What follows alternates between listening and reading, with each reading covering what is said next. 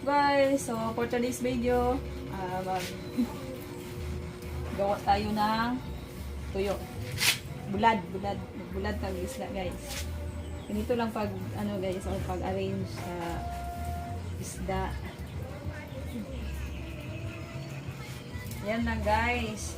Tingnan nyo. Hapnig na yan. So, naka-hapnig yan.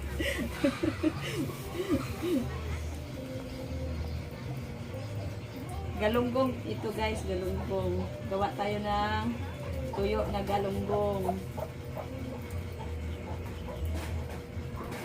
Ubos ang isang kudirong kanin ito guys. Pinapag ko na naka-oras.